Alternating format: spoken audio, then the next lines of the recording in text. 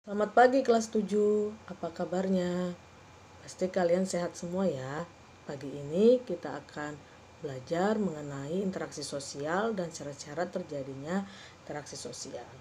Simak bersama-sama video pembelajaran yang Ibu persembahkan untuk kalian di rumah. Selamat menyaksikan. Bab 2, interaksi sosial. Tujuan pembelajaran yaitu pertama, menjelaskan pengertian interaksi sosial dengan benar. 2. Menganalisis syarat-syarat interaksi sosial dengan tepat. 3. Menganalisis faktor yang mendasari proses berlangsungnya interaksi sosial dengan benar. 4. Menyajikan hasil laporan diskusi dalam bentuk peta konsep dengan media yang kreatif. Di sini kalian bebas memilih media apa yang kalian akan pergunakan. Kalian boleh menggunakan Canva, Word, ataupun aplikasi lainnya. Kelima, memiliki sikap religius, kerjasama, dan percaya diri. Inilah tujuan pembelajaran. Setelah kalian mengetahui mengenai tujuan pembelajaran, maka kalian harus mengetahui mengenai materi pokok kita hari ini, yaitu mengenai interaksi sosial. Submateri yaitu pengertian syarat dan faktor yang mendasari proses berlangsungnya interaksi sosial. Pada peta konsep terdiri dari 2 KD yaitu 3.2 dan 4.2.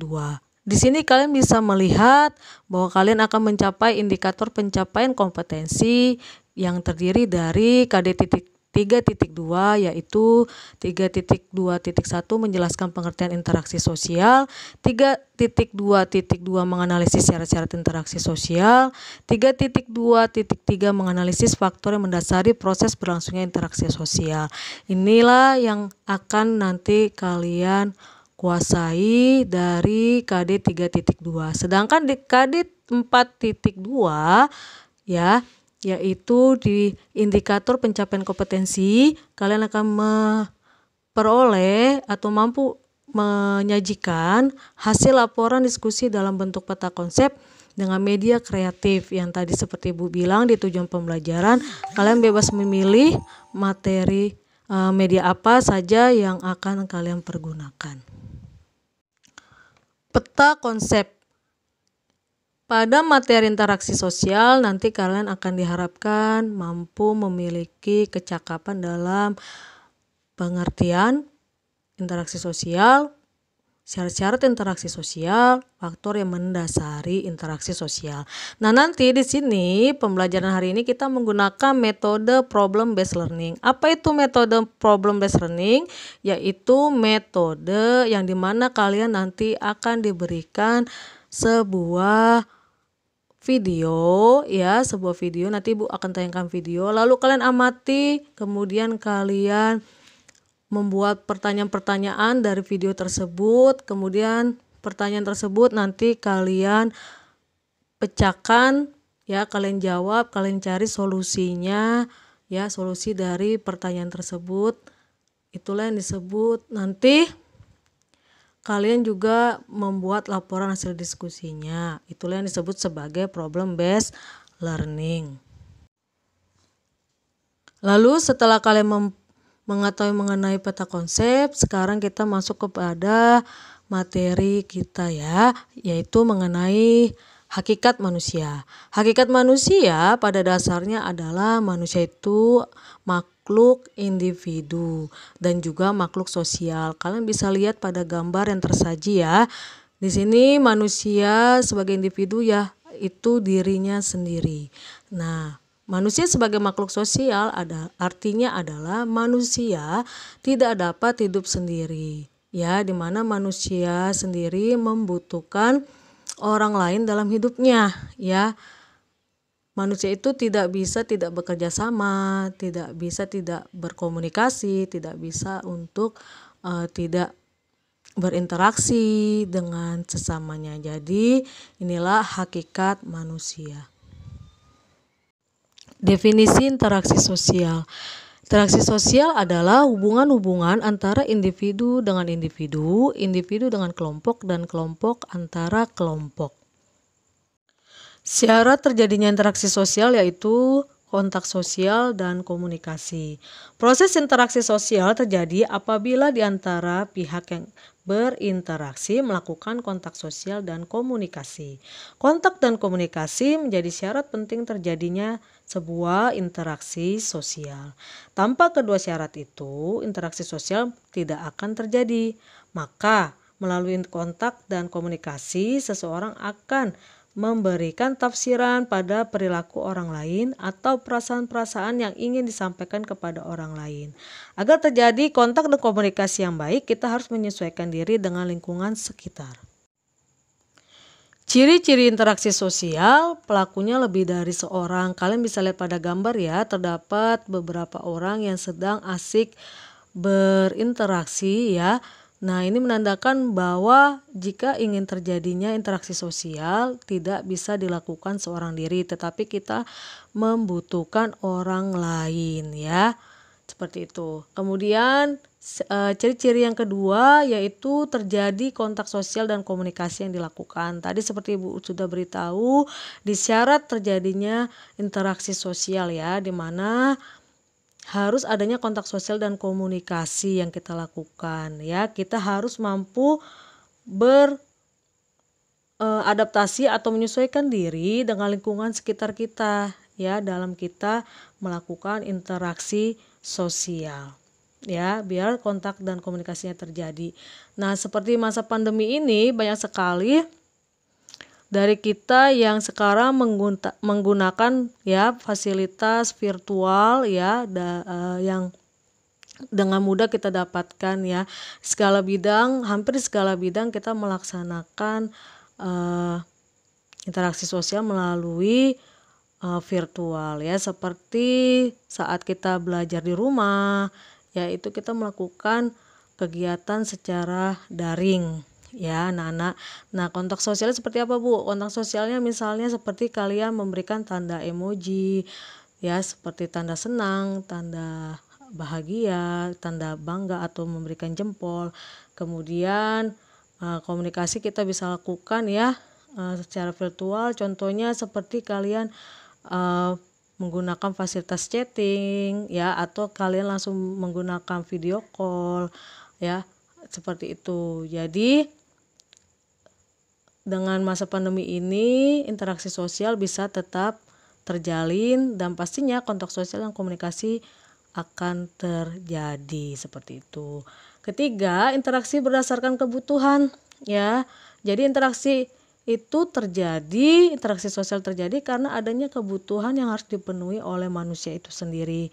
Kebutuhan yang paling dasar yaitu kebutuhan akan sandang pangan papan. Berawal dari sana lalu manusia ya membutuhkan kebutuhannya ya harus dipenuhi, maka terjadilah sebuah komunikasi dan kontak sosial. Maka dari situ terlahirlah sebuah interaksi sosial. Yang keempat, terjadinya penyesuaian terhadap norma dan aturan yang berlaku. Yang paling gampang contohnya adalah pada gambar, kalian bisa lihat ya, di masa pandemi ini ya, tidak hanya orang memenuhi kebutuhan melalui e-commerce contohnya ya, tetapi norma dan aturan yang berlaku juga bisa terjadi pada masa pandemi ini ya.